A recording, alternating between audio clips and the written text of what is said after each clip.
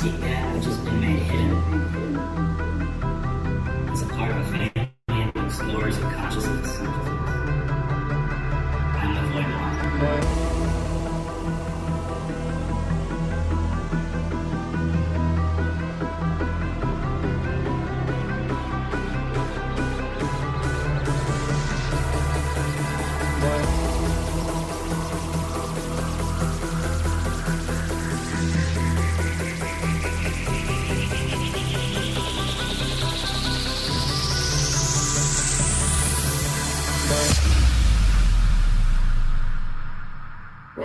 Welcome to Lighting the Void. Broadcasting live from Florida, this is Lighting the Void. I'm your host, Joe Rupe, and we are live on the Fringe FM, KTLK Digital Broadcasting. Live here tonight, we have Jeff Harman coming on the program. So the phone lines are going to be dead for a while because you want to hear this report, right? This is the major astrology report that we do here on Lighting the Void. And Jeff has been doing this with us since the show started back in the 20-teens, right? So you need to visit the website tonight if you want to check out Jeff's work at jeffharman.com. And I am stoked to get into this. Now, Jeff Harman does astrology. He does gemology. He does Vedic astrology, Naadi astrology, Kabbalistic astrology, location astrology, wedding astrology. He also tutors people and does spiritual clearings and stuff like that too. And both him and Camille have been working with the show for a while, and we're blessed to have him back on. Thanks for coming on, Jeff. It's really cool to have you back, man. All right, Joe. Thanks for having me back. Yeah. How is the weather up there, dude, in the space? Well, it's been crazy. I mean, we've had this like atmospheric river, and, you know, there's been some X-class solar flares. And I also think it has a lot to do with the parallels of Mercury retrograde and Mars retrograde too. So we've got, there's something called opening of the gates with Mercury. And I think that had an effect on this too. It's very, very, I've never, in 40 years out here, I've never seen this kind of weather, not like this. And we've got a torrential, front coming in here in the next few days that I don't know how the state's going to take it, because it just keeps hammering away, and the canyons and the rivers are just full. I mean, the reservoirs are brimful. They can't take anymore, and we got a lot more coming from what it looks like. Mercury, like an opening of the gates of Mercury. What does that mean? Well, Venus. It's Venus. Okay. Venus. They call it the opening of the gates. See, what you've got Venus right now in the sidereal zodiac is really bringing some kind of strange energy in right now. So it's also in the Earth trines with Saturn. So it's a funky energy right now, and Mars is aspecting it. So, you know, you would think water trines would do it, but yeah. And Jupiter is also just going to leave that water trine this spring. So it's been a lot of energy. And, I think it's why we're having such weird erratic patterns on top of the X-class solar flares. Yeah, see, I heard about that, the solar flares and stuff, and it hurt the radio too. And you know, there's a lot of weird stuff happening, like they're down in flights, like all these flights got down, I think today or whatever, and it's like, what, you don't have they say, well, the system's messed up, you don't have a backup computer or something. I don't know, just stuff seems a little weird. But we're in 2023. It's good to jump right out of the gate and kind of see, hey, what's coming down the pipe. Because we're all, Jeff, like we all want things to be so different. We don't want 2022 again, you know. We just want... Or 2020. Or 2020. Ever right. Since 2020, it's been actually the twilight zone. It really has. Yeah, for sure. This is something I've been mentioning this for years, and everybody's worried about Nibiru and the Mayan calendar. And I've been saying, watch out for 220 forward, because we had a major... two major energies that came together. The first one was the Saturn-Pluto conjunction, which was on the right in January. That's when COVID broke out. And, you know, a lot of people say, oh, it's COVID, but actually it was fascism. That is a symbolism for very heavy fascism. But also on the winter solstice at the end of 2020, we had a 240-year conjunction of Saturn and Jupiter in the air trines. And I can tell you that has not happened since the 1700s. And it's ushering in, excuse me, an extremely high-tech era. Extremely high-tech. Really? This is why we're seeing, this is why we're seeing all the, the climate change ruse that's going on. Everyone's telling us, they got to turn off, the petrochemical, which I don't call it fossil, I call it petrochemical, because Rockefeller actually got that changed from petrochemical to fossil fuel for oil in the late 1800s. That was pretty slick. But I don't believe oil is made from dinosaur bones and fossil, fish shells. I just don't buy that. A lot of scientists think it's an organic process, and I think it is too. Well, I think, the more that I've learned from you when it comes to astrology, all of the stuff that you had me read, because I've talked to you a few times after the show, it's like really good stuff, man. So I want people to know, that this is an ancient, just for anybody that's listening that's kind of iffy about astrology, this is an ancient, I would say art form, or even, I would say even science that has been kind of hidden throughout the years. And so many people are into it now because so many people are seeing the reality of it. Like, more people understand their natal charts now, right? Don't you think, than anybody, than in any time we've ever been in, I would think. Or maybe that's just my perception. Well, I definitely think there's been a renewed interest in astrology, and it's gotten stronger, it seems like, in the last probably 15, 20 years. That's my perception, yeah. So what is the biggest thing that, I guess let's just start with the good news, right? What's the good news showing us coming up in 2023? Well, I think the good news is the United States has a new 12-year Naadi progression that it began somewhere between the 4th and the 6th. And it's interesting because that's when we're starting to see a little bit of shift right now. We just had the House, get taken over, and that was crazy when Kevin McCarthy got put in. I mean, you talk about Mercury retrograde. They haven't had anything like that for 100 years.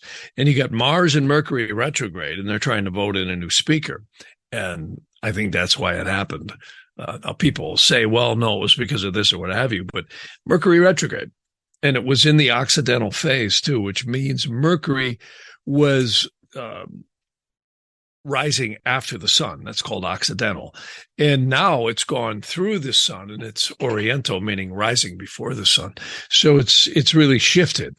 And, there's going to be a lot of fire here. So that's the good news for 2023. And I also think this is a really powerful time for people in general, because number one, it's a double-edged sword, this Jupiter's Saturn conjunction I mentioned in 2020. And a lot of people think, oh, that was in 2020. But no, this stuff will continue to affect the world for literally the next couple of centuries, just like the Industrial Revolution did. And some of the seeds that get planted are very, very hidden, and then it grows, just like steam was just coming in the 1700s, mass manufacturing, and look at where the world went over the last couple of 100 years. It's stunning. Well, wait till we see where it goes now. I mean, AI, transportation and free energies, all this kind of stuff are very high-tech energies. It's all on the way. It really is. It's going to get here. I think a lot of stuff that has been suppressed is going to come out. I think one of the most promising energies might be hydrogen. And that's something, I don't know why they keep it suppressed, but that infusion are some really interesting technologies. I've heard the military's been using cracked water in drones for a long time. That's the nickname for hydrogen. I know, because I know guys who've been working on those projects. And I think it was in the 90s, I actually rode up the Grapevine, which for anybody who's been to California, the Grapevine is a stretch on the 5 that is really steep. I mean, when semis come out of that, they're probably doing 25, 30 miles an hour, blowing black smoke. And I can tell you, I went up there in a guy in a 350 Chevy who hollowed out a Sears diehard battery. One lead was copper and the other one was stainless steel. And he was making hydrogen. And all you need is about 65 amps worth of current. And it was so flammable, he had to mist it down because it would burn the pistons in the truck. And this kind of stuff's been around a long time. Damn. I actually heard a company in the 60s had that perfected, and they magically got shoved out of the business by the oil companies. Well, so was that's the good news. So what do you think the one thing that, the bad weather you see coming is the one thing we need to prepare for this year? Well, I think the big news is the United States. The United States is going through a Pluto return. And it's also got Saturn transiting its moon. The United States is under more duress than it's ever been since the inception of the entire country.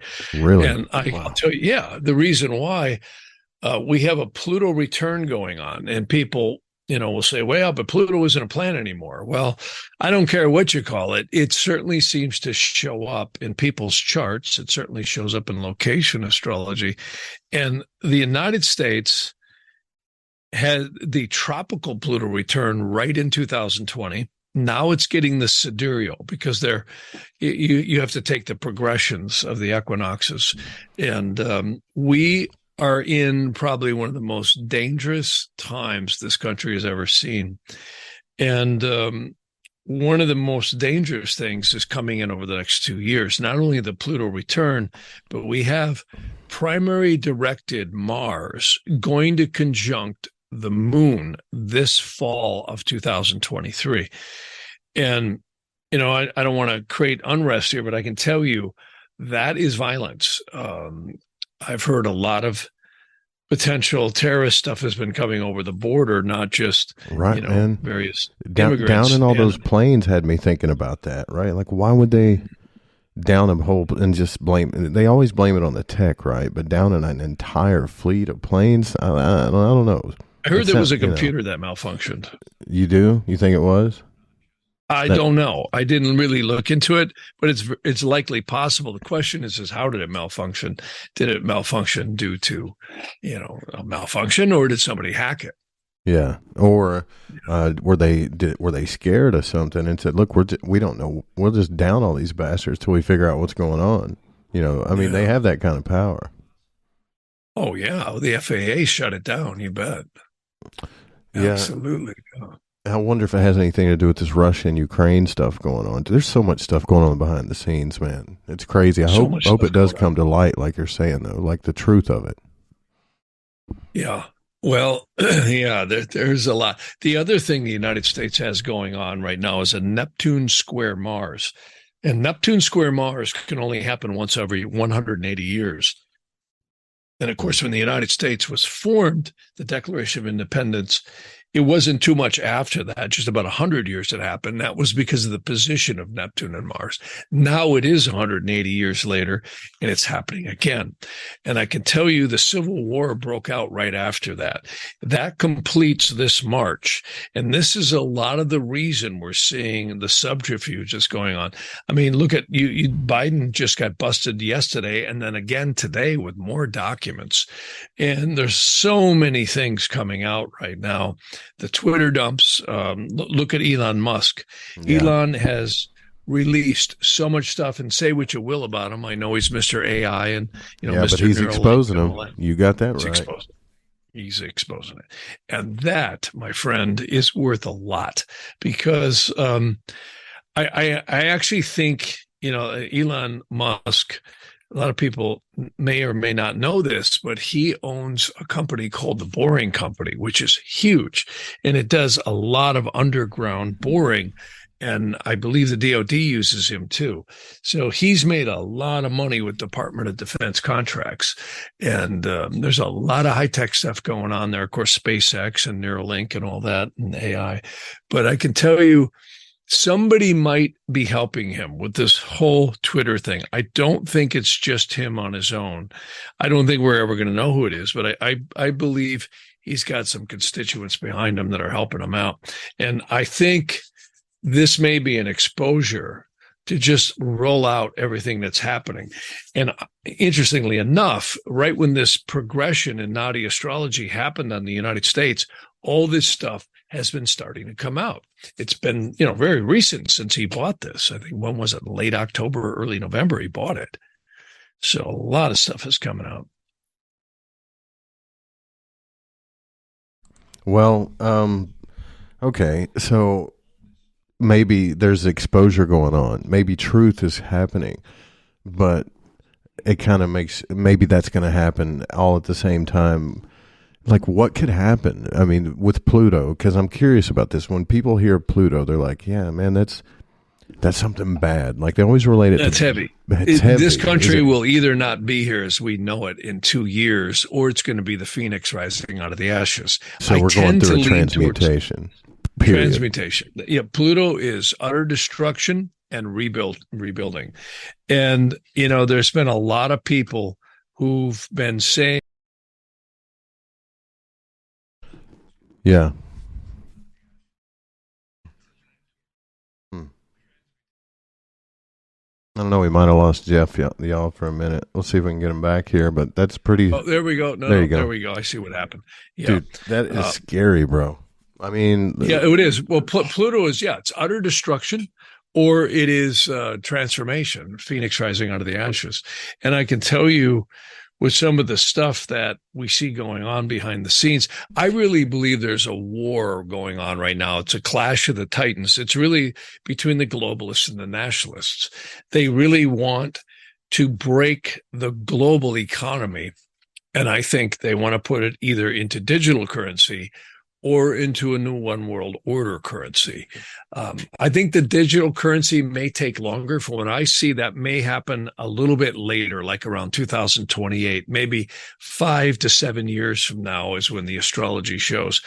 But one of the dangerous things is, you see, they're shutting down the energy systems, not just gasoline, but diesel fuel and coal. They're completely shutting everything down with this climate change stuff. And this is happening globally. And I can tell you it's going to destroy the economic wealth, because what it's doing is inflating all the general costs. And then, in the United States, you got the Fed ratcheting up interest rates, which is now making money harder to get to function with. Plus, you got, the politicians looting the treasury. That's what George Washington said. If, you want to destroy a country, loot the treasury. That's exactly what they've been doing. I mean, billions and trillions of dollars. This omnibus bill is insanity. And some of the provisions in it are very, very dangerous. So everything is fitting the astrology extremely accurate. And, there's been an out and out, I think, eugenics program going on here with the COVID. Yeah, absolutely. Yeah, that's obvious to me. I mean, the science behind that, the people that helped work on it, there's more than just Malone that exposed that. There's all kinds of people that were exposing the information about what happened. We intuitively knew it. That's really coming out on Twitter right now. Yeah. Huge. Yeah. Huge. Isn't this a Pluto thing where, like, even as an individual, if you don't learn something in life, it takes you through a heavy transmutation, right? Like, if you're not doing the work. And as a country, we're allowing this as a people, right? Like, so this is what happens, I think. It's exactly what happens. Yeah. And this, they say empires go through either destruction or complete rearrangement about every 250 years. The Roman Empire, which began somewhere close to 30 BC, was completely divided as about 250 years later. And then the next Pluto return, which was about 250 years after that, give or take, somewhere between 240 and 250, it completely dissolved. So these are, throughout history, they've often said every 250 years is a major time of transformation. And the United States is there right now. And then when you add all the confluences of things that are going on, like we also have something called Sadisate going on over the United States.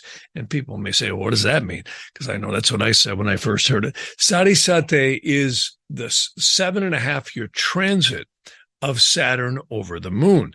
Well, it's going full on. In other words, Saturn's transiting right over the moon, starting when?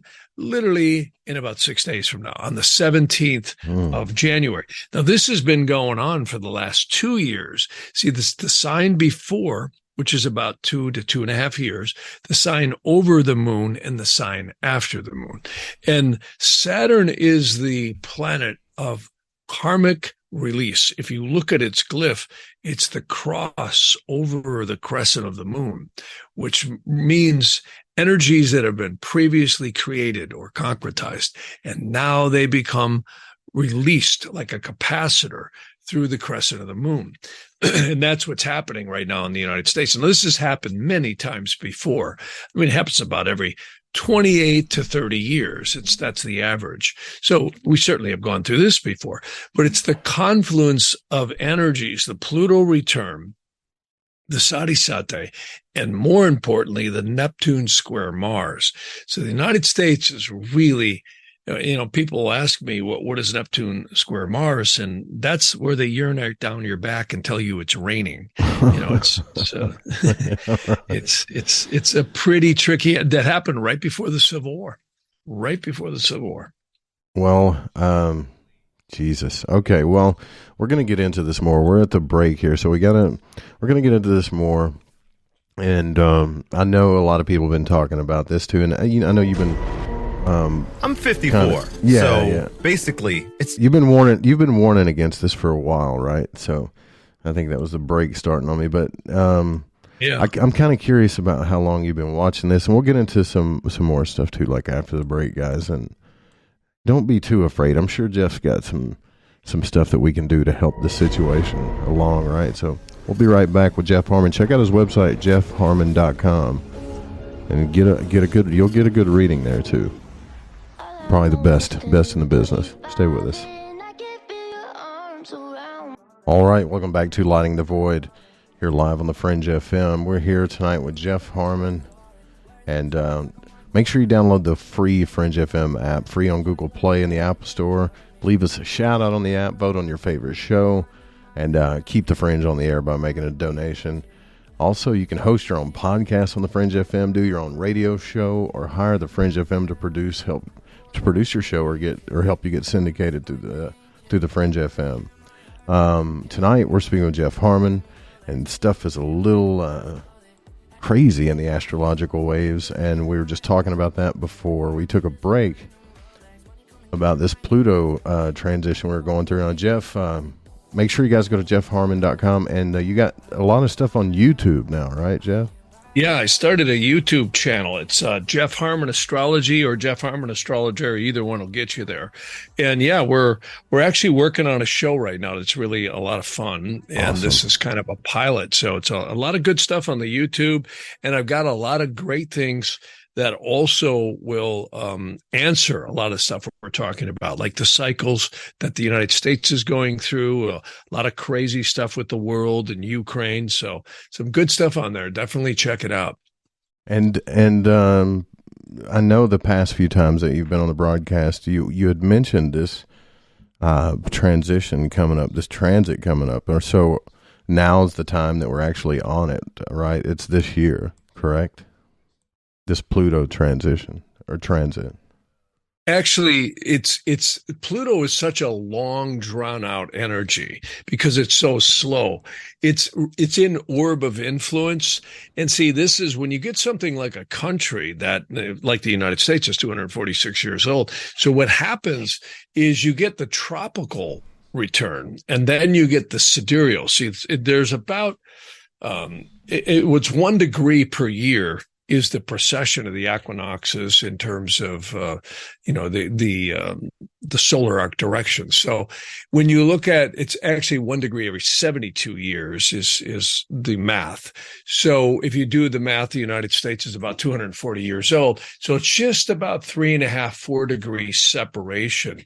So that makes, with Pluto, about a 3-year difference. It's kind of confusing, but we had a Pluto return on the tropical part of the United States in 2020 when all this happened.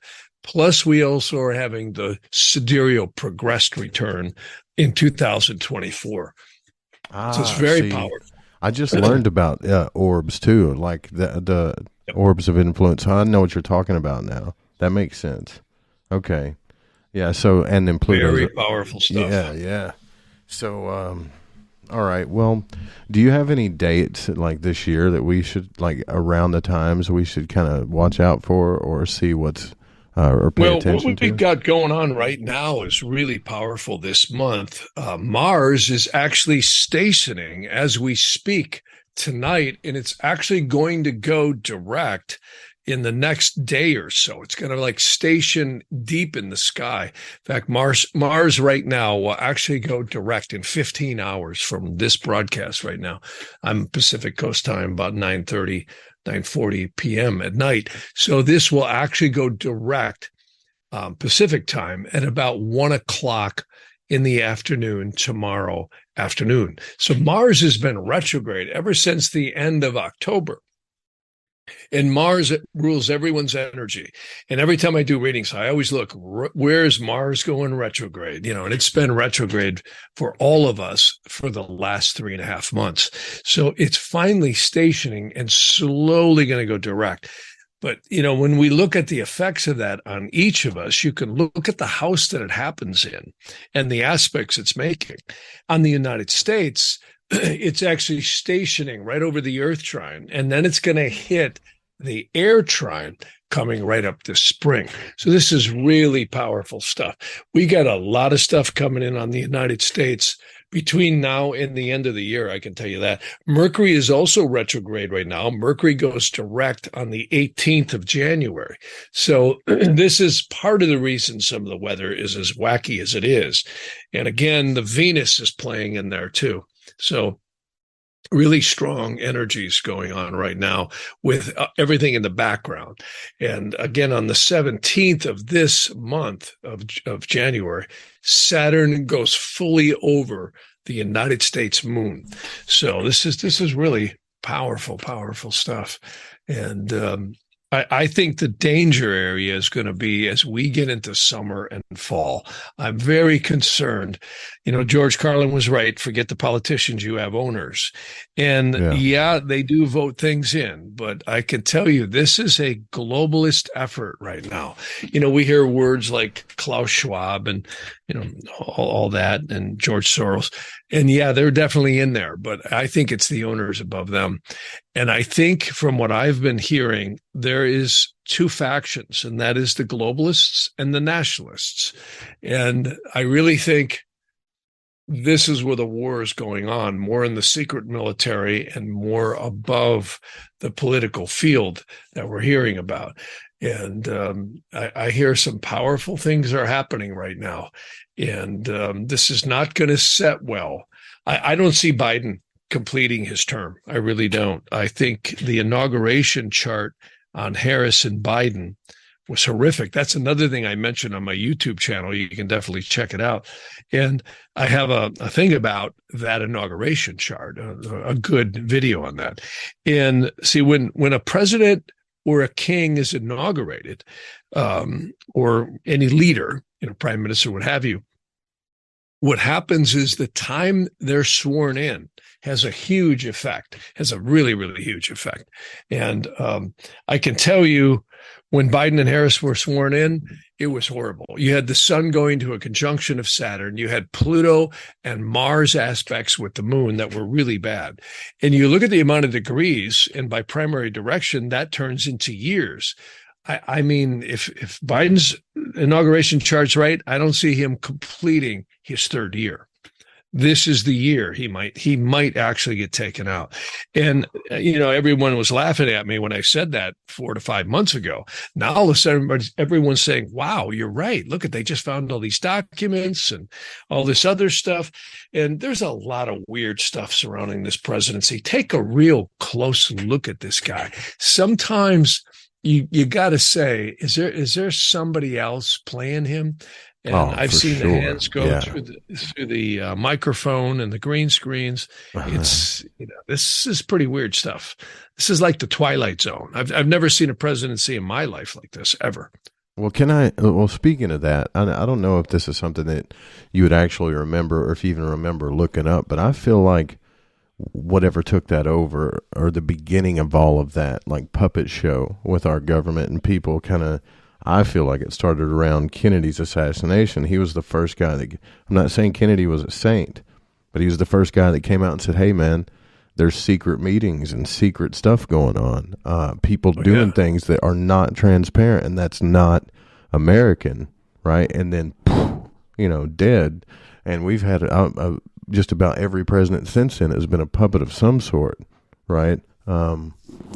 I don't say every president, but the globalists. You can. I really think it started back. The you know what I mean? So yeah, it's weird. I think it started back with Wilson, and that was, really when the Federal Reserve Act was put in. That's when the owners took over this place, and they print the money. And Thomas Jefferson said the same thing. He said, if anyone ever gets to print our money, they will be more dangerous than any standing army. Well, that's exactly what happened then. And I think, when you look at World War I happened right after that, the Great Depression, World War II, it's just been war. And even this thing going on with Ukraine right now, a lot of mysteries there. I mean, you can't mention anything about labs or anything, but there's certainly some very questionable, unusual stuff. And the Hollywood propaganda machine has really been pushing that. And we have just sent untold billions over there. And I think we're in dangerous waters right now. Even China, they're really pushing this envelope over there with Taiwan. And I think they want to get a war going. That's what it appears to me, because through war and chaos, they always advance the agenda. Yeah, for sure. Yeah, for sure. And I think it'd be interesting to go back and look at the charts and the transits and the stuff that were happening then. I'd like to have faith in our country, and hopefully we can expose this and rise through it. I'm hoping so. It's likely to happen. A lot of people have been saying, the Patriots are going to take over for the last couple of years, and I don't want to mention names, but I tell you what, I think this is really going to get crazy before it's sorted out. And it's likely to get sorted out. The positive news is this progression of Jupiter over the water trine of the United States, which is really a 12-year cycle, might just tip the scales. And with the Pluto return, we could be the phoenix rising out of the ashes. And the only problem with that analogy is you usually have to have ashes first before the phoenix rises out of it. Yeah. So, you speak of Kennedy really, when he was assassinated, right before he was elected, Eisenhower came out and warned of exactly what's happening. He said, you have many people who leave the government and they're he called it the military industrial complex. And it's very true. And you have so much layers of secret government above what we see on TV. And the propaganda machines are very dangerous. And about the only one you could trust out there is Tucker Carlson. He's the only one saying anything that actually really, hits home. And I'm surprised he gets away with what he gets away with. He had to check the brake lines of his cars every day when he gets in it.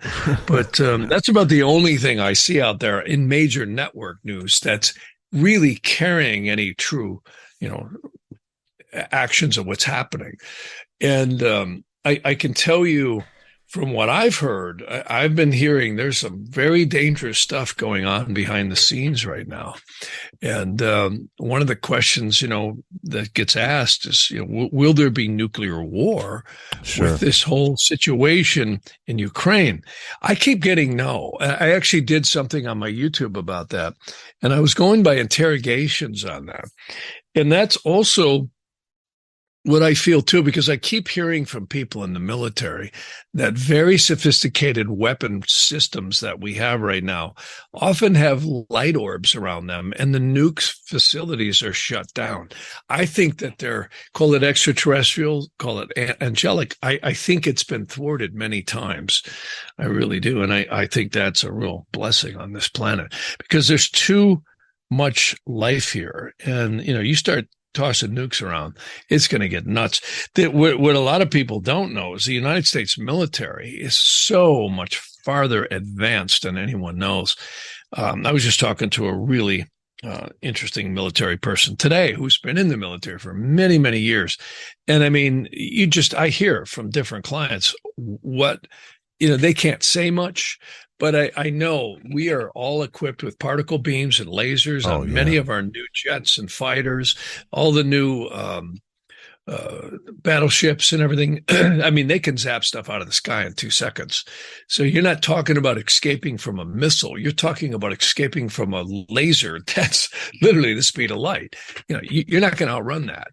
And they were saying our planes, and this is a conservative guesstimate, can take out probably anywhere from 13 to maybe 25 to 1 of the Chinese jets and the Russian jets.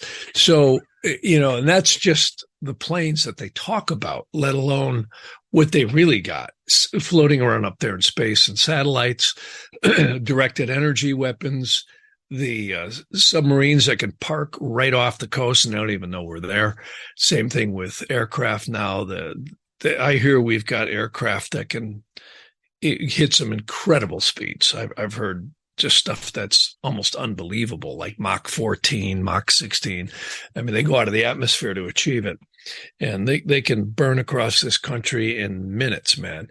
And it's pretty scary stuff. So, and my mind always drops back to the extraterrestrial world. I know I talked to one Marine group that was monitoring the ships coming, or craft, whatever you want to call them, out of this huge cavern underneath Zuma Beach off of Malibu's coast. And that's been known about for a long time. And these guys are using some pretty sophisticated equipment. He says it's almost faster than we can measure. So there's stuff going on this planet. I remember back in the 80s, I was teaching a class at a college. It's a physics class. And one of the students had told me his dad was an admiral. And he says, my dad tells me we take submarines almost all the way to Salt Lake City. And I'm like, that's interesting. So, there's so much stuff going on. We are so invested into AI, unmanned craft, robotics, and very sophisticated stuff. And they got the money to do it. The owners keep pouring trillions into these black ops programs that we know nothing about. Yeah. So what would you, so knowing what you know on a spiritual level and an astrological level, what kinds of things do you think that we can do, even practically, or let's just say even spiritually? I mean, the weather's the weather, right? Astrologically, but I'm kind of curious as to what you do on a spiritual level to kind of help either protect yourself from things that are coming, or do you just simply know what's coming and try to dodge the bullet sometimes?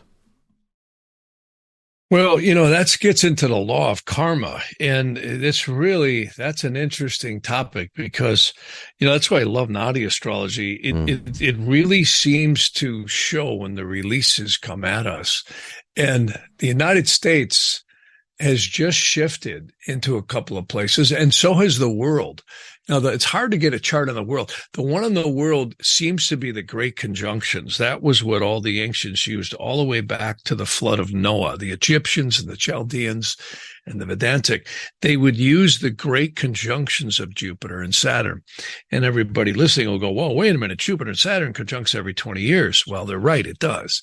But it only conjoins and it does it in like a hexagram, which is a Star of David, at intervals of 1,000 years, and then every approximately 240 years. It's not exactly 1,000; it's like 900 something years.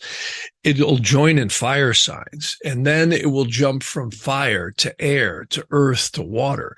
And see, we just had the fire trine, the Great Conjunction, happened in 1762 when George Washington was still fighting for the British in the French-Indian War. And then, of course, we know in 1776, the United States declared its independence.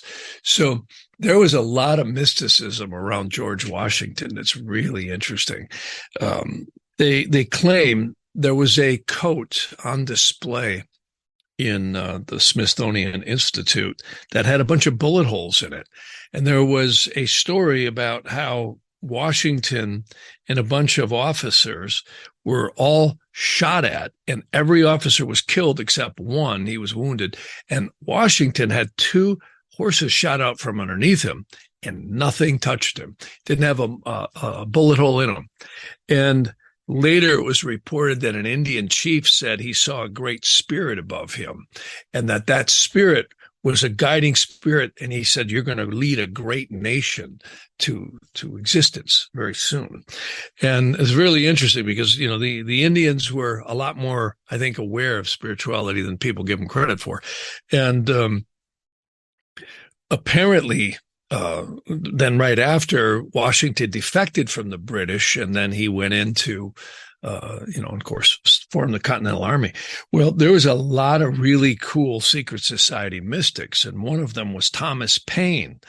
And Thomas Paine was also a Mason, and all these guys were heavy into many spiritual disciplines, and they knew about multi-dimensions and spiritual angels and spirits and intelligences and planets.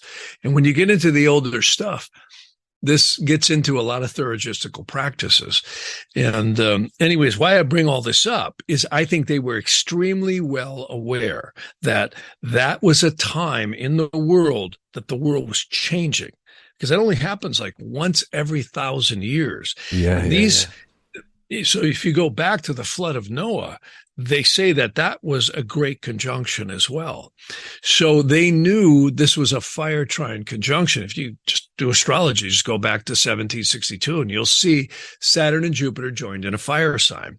Now, it wasn't in the first degree, but usually they happen very close to the first decadent, usually within 4 to maybe 5 degrees to the beginning of the sign. Well, the next one that just happened was the winter solstice of 2020. And a lot of astrologers have said, well, yeah, but I don't believe that because it was tropical. And I'm going, well, the only thing I can tell you is it sure as heck showed up. And look at what's happened since then. You've got everybody and his brother talking about, we've got to get rid of fossil fuel. We've got to do this. Well, high tech, windmills, this and that. Right? Everything's going electric. Shut everything down. Now they want to take all the gas hot water heaters and your gas stoves out of your I heard about that today. Yeah, it's insane. It's commercial insanity. There's by the way, let me just mention, I know this is kind of, but nobody wants to cook without like flame. Like, what about the artistic cooks? They got to have gas stoves. I mean, they're killing us inch by inch with this stuff, man. This is stupid. Well, it's a cover to break the economy. They know they'll never get people to agree to socialism and communism unless they literally break the economy. And I think that's what they're up to. They're doing it globally. This isn't, I talk to people all over the world in, Australia, New Zealand, Japan, to Southeast Asia, South America, Canada, and everybody's telling me it's even worse there in a lot of these places. Yeah. Our energy has doubled here. In some places, I'm hearing 3, 4, 5 times as much. and they're going, man, it's bad. And look at what's going on in Europe. It's a virtual insanity. The same thing that we see, going on in Australia. I mean, they're like Nazis down there. And I've talked to guys in the military. There's huge class action lawsuits over the vax and the mandates, and they're leaving and they're not getting paid. And of course, the judges, who are in the back pockets of the politicians, throw the stuff out the window, and they get screwed.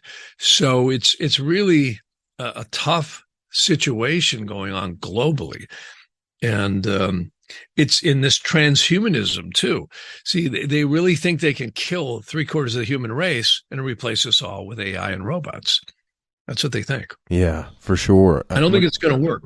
I don't think it's going to work. I know we're almost to the top of the hour here. I want to go back to what you said about theurgical practices. I think this is very important. In Hermetics, the 3 stages of the mysteries are theurgy, the operations of the moon; alchemy, the operations of the sun; and 3rd stage being the stars. When people become aware of planetary alignments and stuff and the alchemical influence of these things, they ritualize it and symbolize it here on Earth, which is kind of what theurgy is, and can be extremely powerful, but like you say, it can also be exceedingly dangerous, right? It can be, yeah. Depends, how it's approached. Yeah. So this is something I feel like when I ask you about how do we fight back, I'm happy that people are becoming aware of the deep mysteries of all this stuff. But at the same time, if the stories of Atlantis are real, if we're not careful, with this stuff, it can turn into a shitstorm real quick, doing real these quick type of things. Yep. I think the United States, there was so much help because the colonists should not have won. I mean, when you look at the whole Revolutionary War and all that, militarily, they shouldn't have won, according to everyone that I've heard say, that knows a lot about military strategy. But yet it was the French and a lot of secret societies that were behind this movement. Mm-hmm. Well, why I bring all this up is because I think it's happening right now, too. There are a lot of secret forces, divine forces, ascended masters that are behind. If the United States falls, literally, this is the last pillar that holds up democracy. And when I always tell people, get a hold of the Constitution and the Bill of Rights. I've actually got a copy. It is probably one of the most profound documents ever created for humanity. It literally allows anyone of any race, any class, any belief to have freedom of speech, freedom to bear arms, freedom, all these different freedoms, which is, nobody's going to tell me the Masons are devil worshipers. They might get infiltrated in certain points, sure, but I can tell you the men who designed that document were about the human spirit and freedom. And it's under attack right now. And it really is. Would Elon Musk, I call him the modern day Thomas Paine, because Thomas Paine, if anybody wants to look him up, there's a good thing on my YouTube channel about this, a good video on it. Thomas Paine was brought over. He was a very interesting man. He was brought over on a ship, and he was a journalist. He was very adept at philosophical tenets and involved in secret societies. And what's interesting is he was so sick he had to be carried off the ship. He almost died. He helped the failing newspapers in the colonies reissue what he called common sense. It's a whole, you can look it up on the internet. It's a booklet that he put out. Plus he put out a series of articles that were amazing. I mean, it literally, I forget what they're called. I don't have it right in front of me. But what was so great is it catalyzed the colonists. It woke the general people up to going, oh my God, we're getting screwed by the crown, not just in taxes, but the stuff they wanted to impose on them. Well, this is very parallel to what we're seeing right now today. Say what you want about Musk. He and whoever's working with him, and I believe he's working together with someone, literally are exposing things that would have never happened had he not purchased Twitter. And this is literally exposing things at the deepest level. And I think because of that, it's very analogous to what happened. Of course, those were much different times back then, but very analogous to what happened back then in the 1700s, 1776 area when the Declaration was declared. Because the astrology shows the United States right now is literally going to be destroyed as we know it. Now, it'll still have the illusion of freedom, but you're seeing fascism. And this is what the Saturn-Pluto conjunction of 2020, it was right in January of 2020. And mind you, the Saturn-Pluto opposition in 2001 brought us 9/11 when the buildings came down like sparklers from jet fuel, right? Remember Building 7? And then you had the banks crash in 2008 and 9. And that's when the Fed federalized most of the national banks. And the Patriot Act and many other things got put into place, eking us to where we are now. COVID was really an engineered thing, in my opinion, and many other people believe it. And it's been used to not only decimate the global economy, but also to usher in fascism. And they knew this was coming. See, the dark side always knows it, and so does the secret good side. And I would bet on the good side. Ultimately, I think this is going to work out. They're going to cause a lot of trouble. But I never see evil fully winning. Look at Mao, look at Hitler, look at Lenin. Those are the modern ones we've heard about. A lot of people, everybody talks about Hitler, which was horrible what he did. And he did do that. A lot of people say the Holocaust didn't happen. I don't believe that. But I can tell you Mao might have killed, I think Hitler was good for like 13 to 25 million, somewhere in that area. Stalin might have killed somewhere around 50. And these are guesstimates. Mao, they guesstimate Mao in China could have killed as many as 50 to 100 million people. And how did they do it? They starved them out. They cut off their supplies. They raised the increases of goods. Very similar to what we're seeing right now. If you cut out energy, you're going to exponentially increase every sector of society. When your cost of goods to carry from the manufacturer to the grocery store and the supply chains, it just raises the money like crazy, the inflation. And that's exactly what's happening. And the Fed is right over there making sure they're turning off the faucet. So this is, you can see, it's very transparent to what they're up to. And if they're not stopped, we could see some really crazy stuff here happening in the next year and a half, 2 years.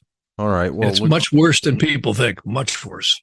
Yeah. So we want to get into that too. Like how bad could this really be? And then I got some questions I want to ask you, Jeff, before we let you go here in the late night. We always love when you come here on the Fringe FM into the late night to talk to our audience about this, because this is important stuff, right? We need to know these things. JeffHarman.com. Go check out his YouTube channel too.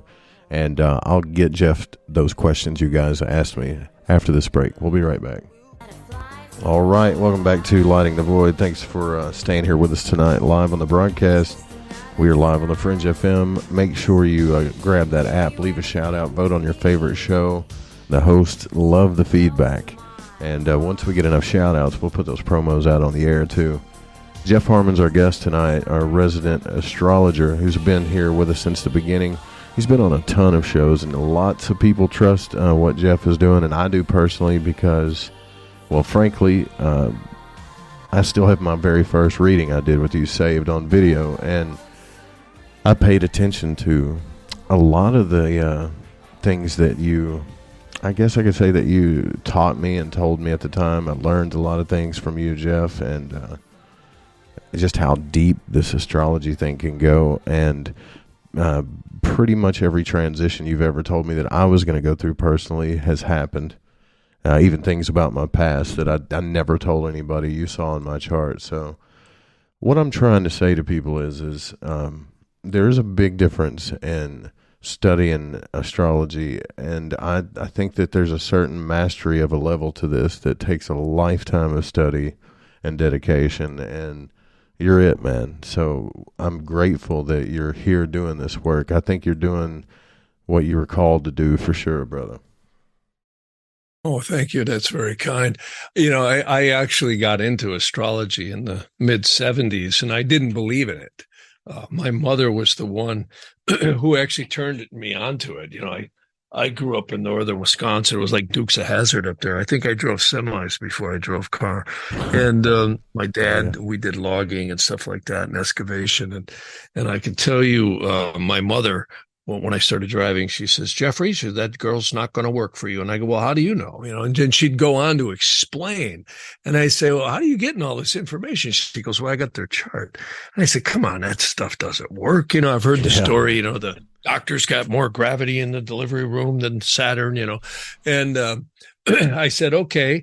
I said, this better be good. Show me what you're doing. And she did. And I went, wow, this is, a little bit better than chance. And it really kind of struck me. And, that was BC before computers. And then in the late 70s, we started getting into computers. And, she was a really smart lady. She was into hemodialysis and she was in RN and then later got into medical practitioning work. I don't know if she quite finished that before she passed away, but it was close. And she was a specialist and she was really into the whole vibration of herbs and health and all that stuff. It was really, really quite a journey. And it really changed my life. And I have to say, in the 80s, I was watching, I had a recording studio and was doing a lot of production work and designing. And I even did some forensics work with a lot of state and government agencies. And I can tell you, the more I looked at astrology, the more I said, well, wait a minute, this isn't, sun sign crap. This is actually an astronomical science.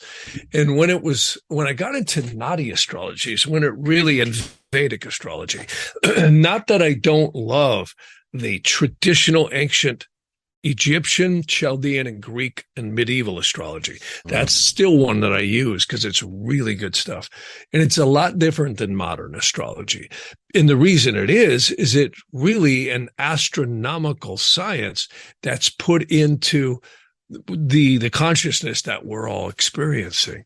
And, a lot of astrologers will tell you are your astrology. Like the first thing out of everyone's mouth is what your sun sign is, right? In fact, it's become pop culture.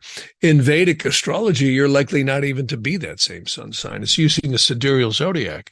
And they're both accurate too, by the way, but it's the way that the ancient systems worked that was so good. And I'm very humbled. I can tell you, I'll never figure all this out. No one ever will.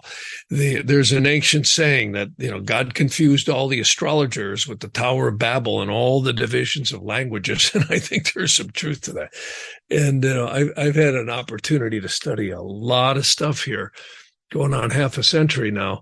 And I can tell you, you'll never figure it all out. It's a profound science. It's the science of the soul. And that's actually what Vedic astrology is. And I think it's got it right. Instead of saying we are our astrology, the astrology may be us. And that's totally reversed and backwards. They say the soul is created hundreds of dimensions above the Yetziratic world. And, for someone listening, Yetzirah means formation in the Aramaic and Hebrew. There's actually a text, Joe, you probably are familiar with. It's called the Sefer Yetzirah. Mm-hmm. It's a very ancient and esoteric text, which is speaking about where the formation of matter happens. And above that, there are many, many hundreds of dimensions of realms that are very much higher vibration.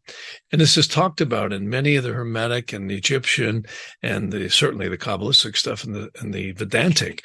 And what astrology is really the matrix truly of where the soul enters what we call time. And and I started to mention some of our founding forefathers, and I'm actually really stunned at just how much some of the ancient secret societies all the way back to Egypt and probably before knew about not only this world, but the multidimensional portals in other worlds and dimensions. And I can tell you the only way anyone would have known about that would have been through angels and spirits and intelligences, and some people liken this to extraterrestrials. And, you only have to watch Skinwalker Ranch to know that there's some pretty weird stuff going on. And that's just one example of many. But where I'm going with the Vedic astrology, which struck me so much, is it really looks at it as the science of the soul.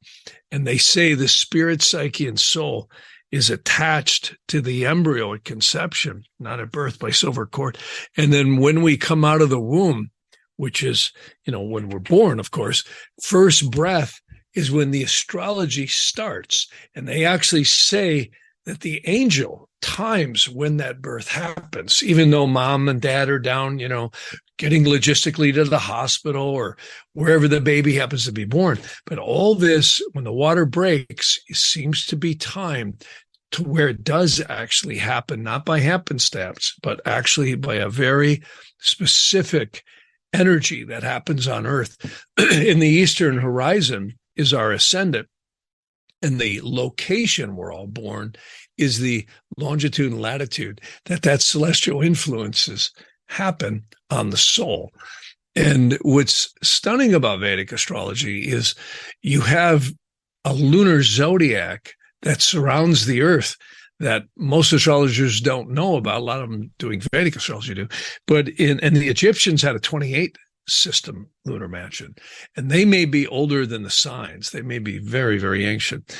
And clearly, they say the soul passes through that instantaneously at first breath. And the soul is much different fabric than what we would be related to in the physical atomic world.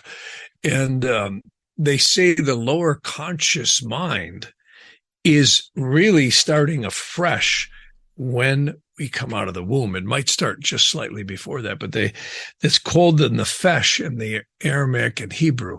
Right. And it's a really good analogy because this is why programming and mind control can work, is because it's like silly putty. All of us are very impressionable.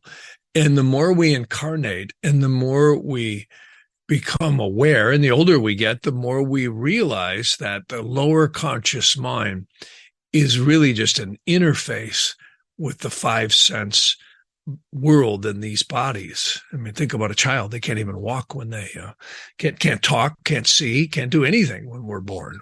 We're literally helpless. And, usually by the first year, we're now just beginning to walk and stand up, or at least stand up, and speech starts coming in right around that time.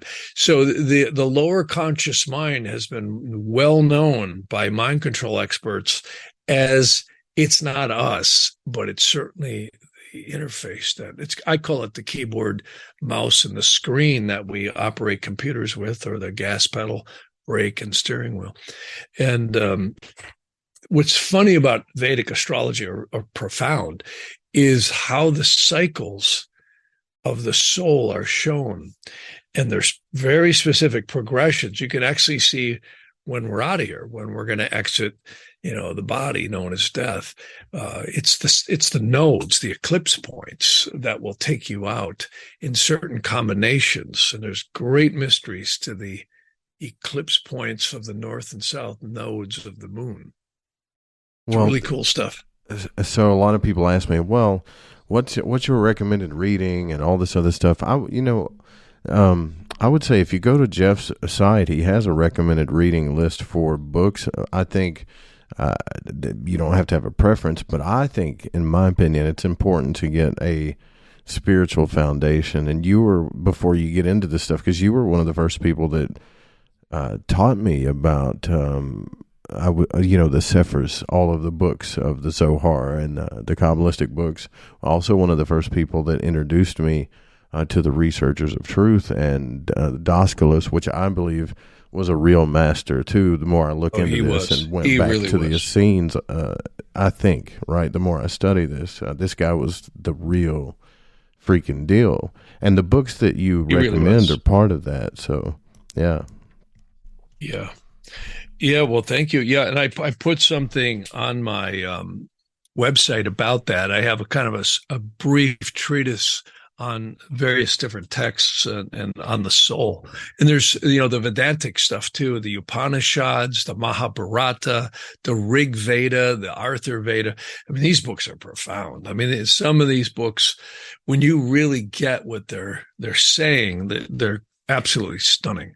And it talks about how we are not the astrology like modern astrology has made us out. We're spiritual beings having a physical experience. And we're blocked from knowing that. We all have this little mark between our nose and our upper lip. It's a cleft right in the center of our lip. And that is the mark to make us forget. And for some reason, this particular wave of souls that's been happening, at least for probably the last couple thousand years, have been blocked. All of us have been blocked from fully knowing. Now, you can get a lot of information from psychics and intuitives and Vedic astrology, but you'll never get it all. That the rabbit hole goes so deep. And this is why it seems to be the earth is like a grounding rod, and we're all like capacitors sustaining this etheric energy of the soul. In readings, people always say, well, how'd you know my dad was that way? Or my mom was that way? Because it's in the chart. The sun is the father. The moon is the mother. See, it's not sun sign astrology. Vedic astrology is stunning, especially Naadi astrology. Naadi is the much older one.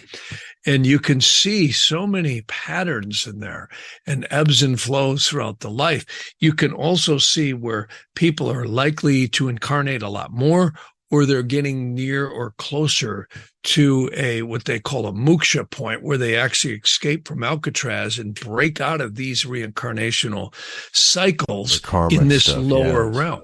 Yeah. Wild stuff. Yeah, the Sephirot Seer it was really interesting learning about the cube and just the intricacies and that whole story and the analogies and the permeating realities that you talk about in the Kabbalah. See, I think that these guys, we've been trying to map out consciousness and spirituality for a long time, but I think the Kabbalists at least gave us some levels to look at, right? I mean, they gave us something real to work with, and this is why when you study theurgy or ceremonial magic or pretty much any magic book you bring up, I guarantee you, if it's legitimate, they're going to talk about the tree of life every single time. Why? Yeah, because it works. There, yeah. That's why. Because it's real in the spiritual world. I wouldn't say we know the ultimate reality of it, but it's pretty heavy stuff, man. Yeah. What I love about the Naadi astrology too is they actually break down karmas. And karma is such a weird topic because, us Westerners, when we hear karma, we think, oh my God, it's got to be bad, right? Karma, right? But karmas can actually really be good too. It's more looked at like etheric energy that's now becoming ripe for physical manifestation. And there seems to be something very mysterious why astrology works, and that is it's not us. They might be multidimensional portals to the upper Yetziratic and Briatic worlds. And this is deep, deep stuff because, scientists will look at a planet and say, well, it's got a certain mass and a certain gravitational pull and all this, densities of gas and atmospheres or no atmospheres. That's all left brain hard science, which is true. But on the other hand, the ancients said, no, these are literally dimensional portals, and there are literally spiritual beings connected with this. Now, I don't care how much you polish the lens on a telescope, you're not going to see that, because they're looking in the three-dimensional physical world. But here's, again, I was a skeptic of astrology. It's irrefutable. When I get psychiatrists who are really some smart people, and they might be working for some prison board on a state, and I do readings and they're asking me questions like, why are we having this certain phenomena with this particular, person? And we would analyze the chart, and there's just absolutely no way it could be accurate to the timing of the Naadi and the Vedic and the transits and all that stuff if astrology didn't have accuracy.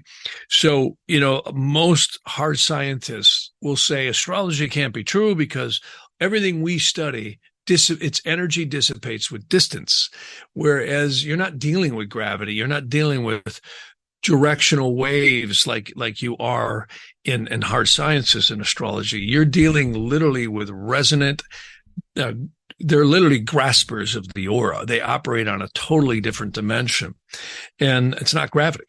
And I don't think anyone fully understands what it is. Like gemstones. Why have all the kings and the queens and people been enamored with gemstones? Because the gems, the crystalline nature, when they're formed in the ground, not lab grown or heat treated, but in the ground, they literally have a vibratory resonance to the, you could say, etheric energy frequencies of the planets. And this is very mysterious because we're seeing the markets flooded with gemstones right now that are lab grown. And I actually have really good testing equipment in a lab that I have here. And if you test a lab grown gem, it'll come back as natural, but yet it doesn't have any energy. You hold a natural yellow sapphire, an emerald, or a ruby, you can feel it. And it's quite amazing. And if you alter the crystalline nature with heat treating, irradiation, and lasers, and all the stuff they're doing to gems, you mysteriously screw it up. So there's something very magical going on with the vibration of gemstones to the planets, just like the planets have a very divine, magical energy interacting upon us souls. And location astrology, that's another thing. It's so accurate, it's creepy. Yeah. It's just stunning how accurate these transits and progressions are. Why do you think I moved to Florida, man? Like when you were showing me mine, and I was like, damn, man, there is literally a Saturn line. I'm talking about right on top. You showed this to me, like on top of where I was born, grew up, all the hard shit that I went through. And I had this pull towards Florida the whole time. And you showed me, like, look, you got your sun, moon, Mercury, all this stuff down here is good for you, man. And I was like, okay, yeah, I'm getting out of here, you know.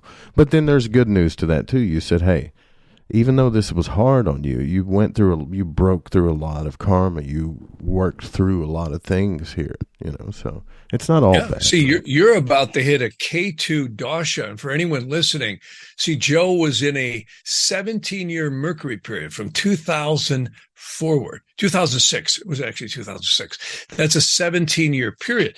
And they call it a Maha dosha. It's a strange word that Maha means major, dosha means time. And all of us, every single one of us, are in some planetary period.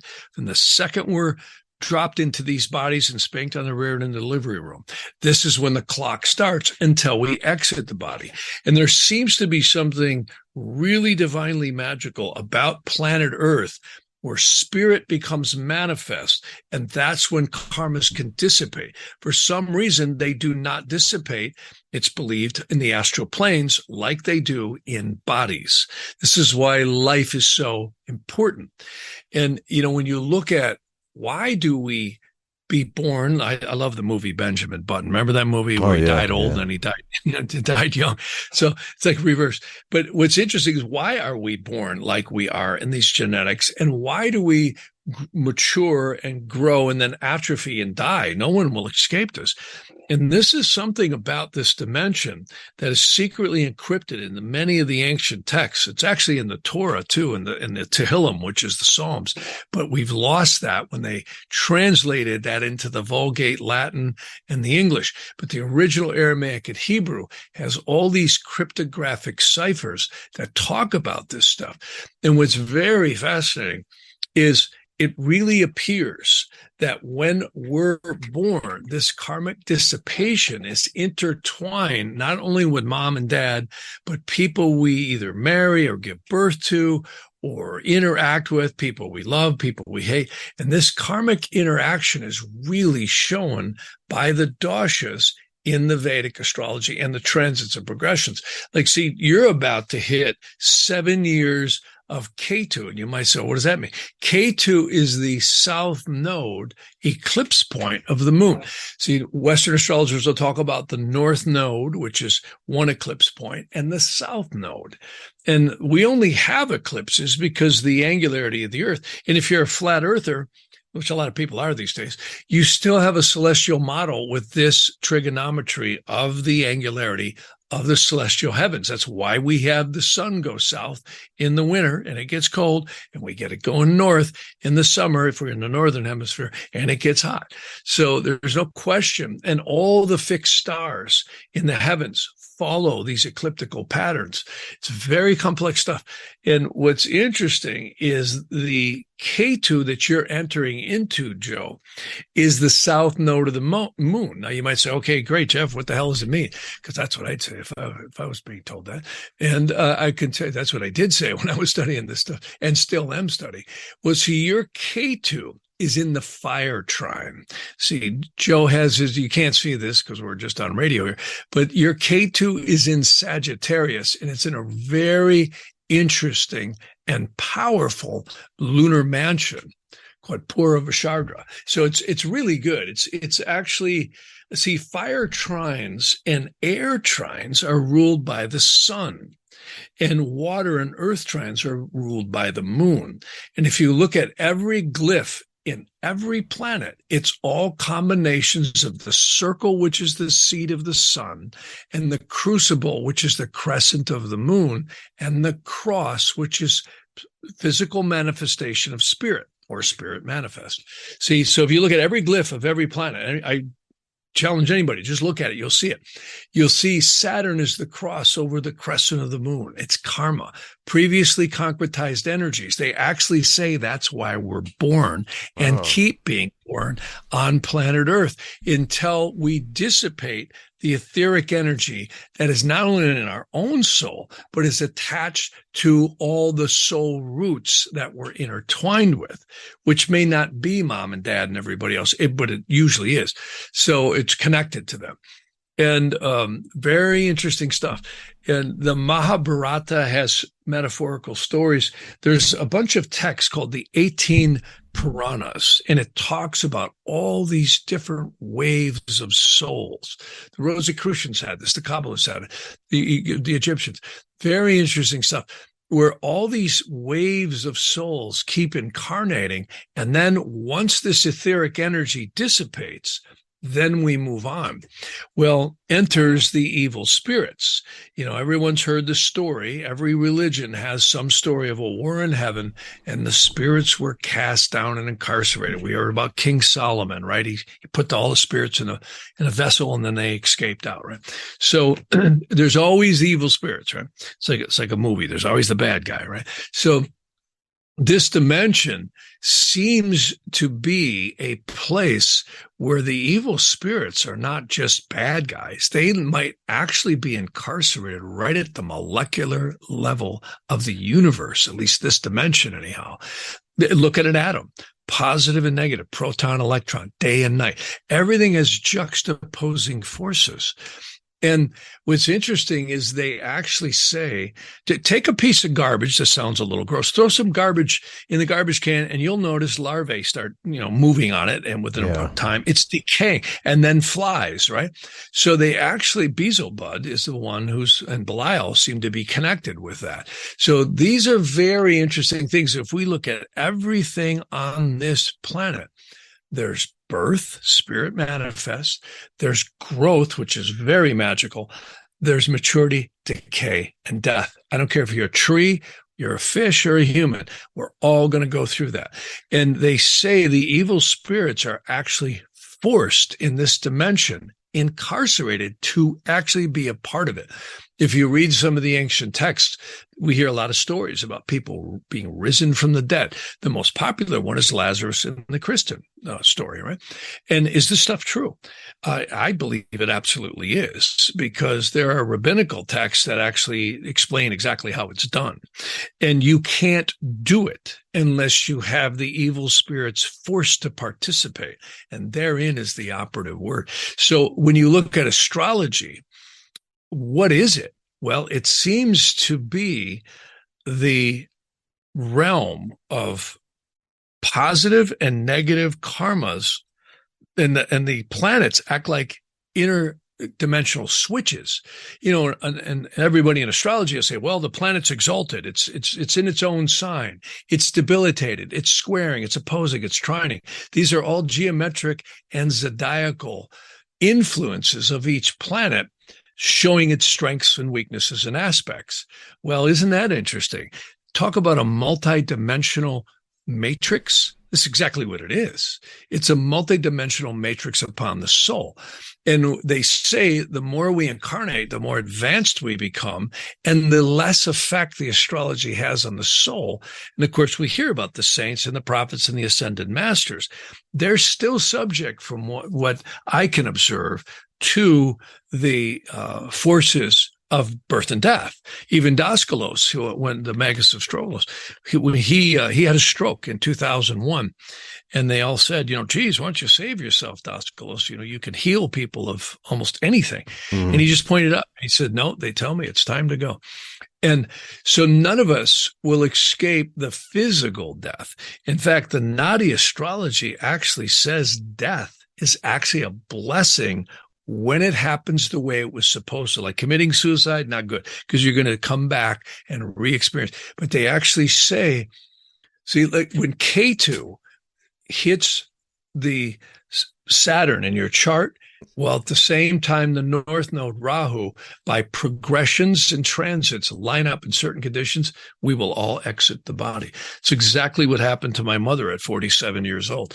And it was stunning, because I just went, wow, nothing could have stopped this. It was just the karmic path. I was wondering about that, maybe? Because you never told us that. Like you'd always talked about, where you saw that in the chart, but I thought, man, it's got to be the nodes, right? It's got to be. It is. Well, it's a part of the nodes with Saturn. See, Ketu and Saturn get along like oil and water. See, Saturn is karma, and Ketu is liberation or moksha, separation of karma. So Ketu loves Jupiter. It's the best. Jupiter and you always see spiritual gurus who have Jupiter and Ketu associated, or the Lord of the Ascendant associated with that, or the moon. See, like Joe, you've actually got Ketu and Rahu on your moon. So it means a shitstorm growing up, but the older you get, the more spiritual you get, the more wise you get. And that's a lot of times that's not true with a lot of people. We see people, I see people, crazy still in their late years. They haven't changed a bit. And other people truly, truly open up and grow. So this Ketu Dasha that you're going to hit for 7 years should really be cool, because it will clearly be a lot of change, because in 2024, almost to 25, you're going to have Ketu transit your Saturn and Mars. But it's good because you also have Mercury and the Sun in there. So you're good. I'm just looking at your chart right now. Yeah, because I thought Ketu was malefic, right? Like it was bad. It depends. Ketu can really be a blessing. I've seen really cool stuff happen during Ketu if it's well aspected in the chart. So it's all conditional. So it's change, definitely major change. See, you're going to have Saturn transit Venus. So you're likely to meet a little senorita too. In the next couple of years, see, Jupiter will transit your air trine in 2025 or 26. So, these are profound. Again, this is, it's almost like looking at an electronic switch or circuit when Jupiter and Saturn transit the chart. I studied with an old man many years ago, it was about 28 years ago. He used to grab charts, the Southern Indian chart, and he'd go, well, this person will do this here, they'll get married here, they'll get cancer here, and they'll die. And I'm like, okay, how'd you do that? He says, well, we just progress Jupiter for the blessings upon the soul and expansion. Saturn's the release of karma. Ketu will kill you if it hits the wrong places, or it will bless you if you hits the right places. You see? So it's really bizarre stuff. It really is. And it's different for everyone drawing breath. We have like 10 angels that rule the major points in the chart. And they're sidereal fixed stars. And they're stunning. Every single person, including myself, that I get an accurate birth time on, just looking at the angel ruling the eastern horizon will blow your mind, because it's so descriptive of a person's innate kind of forces that they always have as traits. See, the Eastern horizon is where spirit manifests. That's why many people doing prayers and mantras will face the Egyptians were really into that stuff. They'd face the east at sunrise. We did that too. And when I was, learning all about theurgy and getting into magic and stuff, I know you always warned me about it and stuff, but I never took it past what you would call the original stages of magic, because as you get into this, you start seeing people doing operations to invoke or banish planets and signs and even Sephira and things like that. And for me, I get that. Sephira are planets, yeah. Yeah, and I get that, but I think it's important, just like people that play with alchemy, that you really understand the balance of everything that's happening, right? Because there's no free lunches, even in the spiritual world. So if you start banishing and invoking certain things, you don't know what you're doing. You can throw, stuff off kilter, and then guess what happens? It's going to come back, right? So yeah. I just think, the protection and the transcendental stuff is really good, right? I really do. I think so. Yeah, I like spiritual protection. I like using Psalms, and I used to do a lot of clearing work, and I do it from time to time. I backed off a little bit lately, but I can tell you it's profound. And there are certain sacred geometry and God names and angel names and certain things you can do to banish and protect places. Yeah, there's things called Notricon, which is literally taking the ancient Aramaic and Hebrew, which has codes in it, and you line it up. Every single planet has a list of Notricon underneath it, where there's protections from like psychic attack and spiritual attacks or fire and death. And this is interesting stuff, because many of your court astrologers would literally set gems at certain times. And I do that for people to invoke certain energies. They literally become talismans, and it's very powerful. Then it can really help a person. I can't wait till I want to save up and get one from you, man. Like, I know what I've been studying this stuff so deeply, Jeff, and everything I've ever talked to you about, honestly, I can say from all the guests has been pretty damn spot on about what you're talking about. Everything I've studied, it come down to, I usually say, oh yeah, man, I remember talking to Jeff about that. Yeah. So, it's all good stuff, but everybody hounds me, man. They're like, what books do you need to read? Or what books is he reading? And I would say, look, sometimes if you're really serious about this stuff and you want to dedicate your life to spiritual studies and things like that, you got to get serious with it. You got to invest. You got to focus, because it gets deep, man. There's so much information here. Oh, it is. It's a really deep world. I love the Shemush Tehillim. If people can get that one, the Shemush Tehillim is actually the Psalms. Tehillim means the Psalms, and the Psalms are so old. Some of them might go back to literally 4,000 years, and that's pretty old. And it's probably the oldest text out there next to the Torah. It's really, really old, and there are codes in that with the Shem Hemaphorish. There are ways to protect and heal and banish. The Psalms are exceedingly powerful. And what was a shame is what happened with the Vulgate translations and other translations that happened. They basically made a decision, I think, around the King James version of the Bible. They just smacked the Psalms in between the New and the Old Testament, which is fine. But my God, there's nothing in there but the literal English translation. If you go back and look at the ancient Shemush Tehillim, that means the method of the Psalms. That's one meaning of it. And there are literally ciphers. Like there's what they call the At Bash cipher.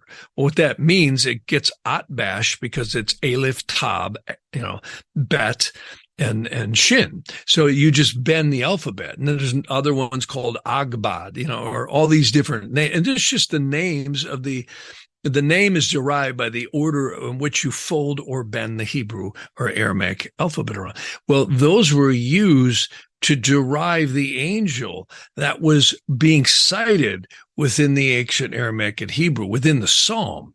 And this is deep stuff. And that's also the roots of Notricon. And it also gets into the planetary angels, spirits, and intelligences. This is really deep stuff. It's way beyond anything anyone's going to figure out. And I certainly don't claim to have it down. No one ever will.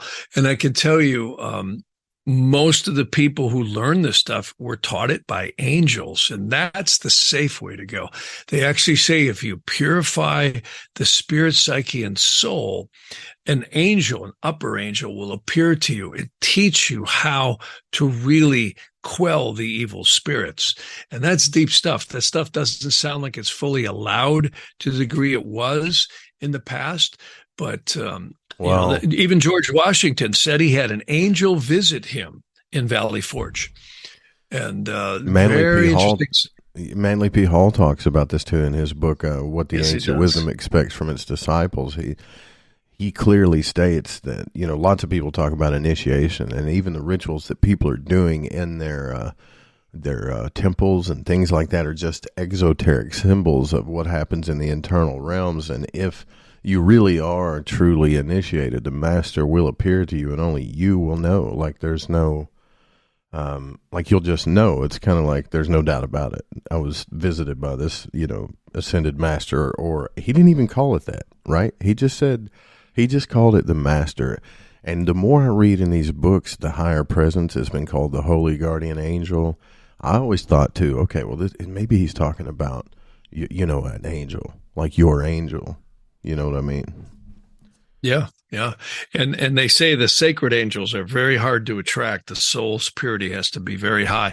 And that's the ones that are really good. There's actually the Passover. There's 6 lunations between the first moon, new moon on the Passover, to the fall equinox. Well, people might recognize what that is. That's when Rosh Hashanah begins every year. That's also the high holidays in the Hebrew religion. And that's a very ancient celebration of your guardian angel appearing to you and teaching you how to quell the evil spirits.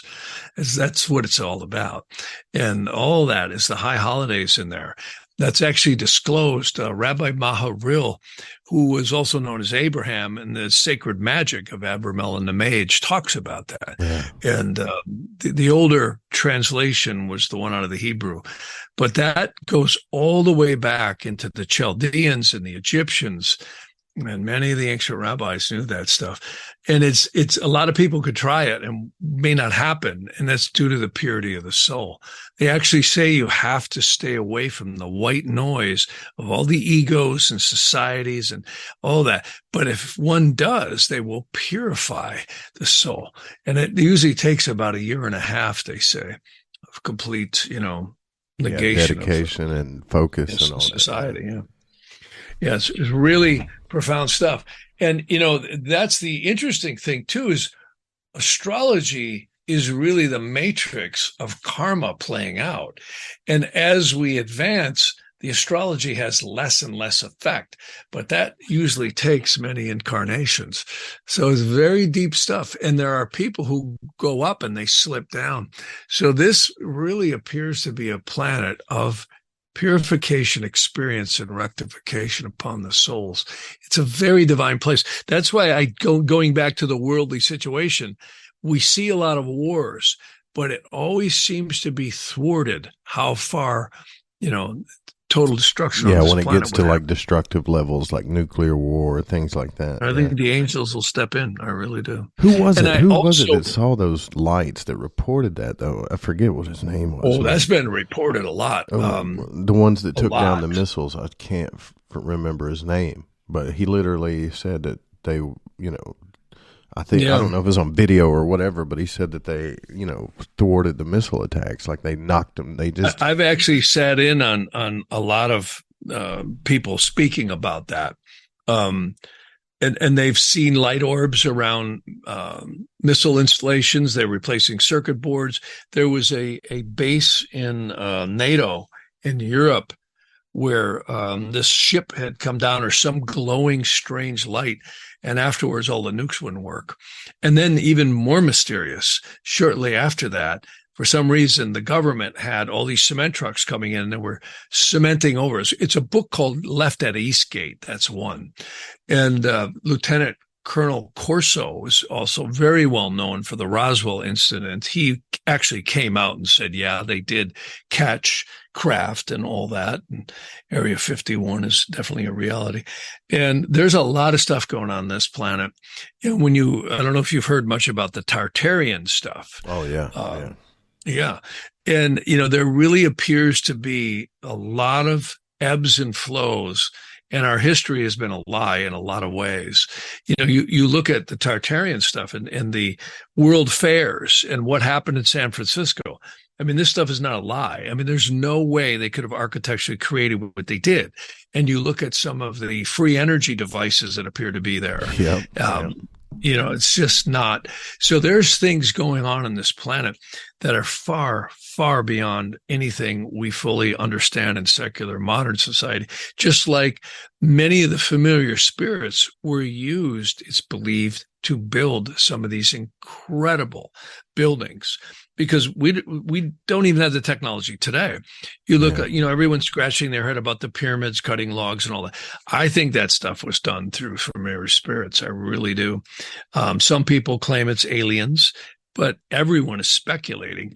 But why do we have all these ancient texts that speak specifically about familiar spirits creating great works of art, great architectural feats, etc.? They busted a guy in Wisconsin moving like 8-ton rocks by just waving his hands. Well, I have a book. House of the Rock. I finally feel like, I can tell a book to Jeff, right? In full circle. I got one. Maybe you haven't read that kind of validates a lot of stuff you've been talking about. There's a guy, he's Egyptian, and he's been touring around the country giving lectures. You might have heard of him. His name's Dr. Ibrahim Karim, and he's speaking about, I've been trying to get him on the show, but like biogeometry and the ancient technologies of these architectures, and how all these, there's just a whole other secret art of energy that we are now becoming aware of that has to do with geometry, metaphysics, vibration, things like that we've always talked about intuitively. But this guy did a bunch of experiments scientifically to make it work, and now he's lecturing, teaching people about it. Cool.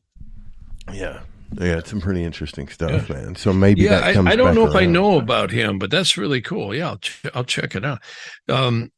Clearly, I mean, when you look at most of the ancient texts, particularly some of the ancient stuff in the Vedic texts, like the Rig Veda, I mean, they're talking about 250 million year galactic cycles and the 27 or 26,700 something odd year cycle of the solar system around the central sun.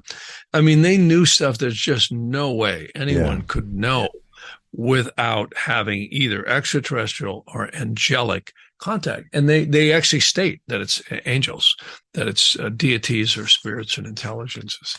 So amazing stuff. And when I look at the intricacy of Naadi astrology, there's no way. I mean, that is an astrology that I've never seen anything like that type of astrology. It is the most unusual way of looking at things. It is literally a matrix. Western astrology, I have great respect and I love it a lot. I use it all the time. But the Naadi is just so completely different. They literally look at all the planets as signifactors in your life, like Saturn is your work and your karma. It's also the way you take structure. The father's the son, the moon is the mother, and you can see the grandparents. All this stuff is in there. It's very, very interesting. Say the wife for a man is the Venus, the husband for a woman is Mars, and it's just stunning. You can't make this stuff up. You can see siblings. It's really bizarre. The siblings are less hard, or I should say a little bit harder to sometimes really identify. But the parents and the grandparents will really come up strong. And because they're genetically often very, very tied and spiritually tied. But siblings are too. It's absolutely stunning how the yogas in these charts work. And they don't even use Neptune, Uranus, and Pluto. They don't even turn them on. Well, man, I always hate to have to get off here with you, Jeff, but I know you got some other shows coming up. If you guys want to keep following what Jeff's talking about, I know you're going to be on Forbidden Knowledge News and a couple other shows soon. You can go to Jeff's website and you can see everything that he offers for his services, as well as the media shows he's going to be on. And he's got his YouTube, Facebook, and Instagram links there at jeffharman.com as well. If you're into like really keeping up with this stuff, I suggest you follow jeffharman.com ASAP. And I think I'm going to be paying real close attention to all this, Jeff, and I appreciate you coming back on. It's been a real pleasure. Yeah, thanks for having me, man. I always have fun with you, Joe. Yeah, and Happy New Year. You too, bro. I think this is a crap storm for the next couple of years, but I think it's one we got to go through, and it leans towards the good guys will ultimately win. That's what I get. That's what we're shooting for. You know, It's going to be a boat ride, though. We got angels on our side, but it's going to be a boat ride. Hell yeah! All right. Yeah.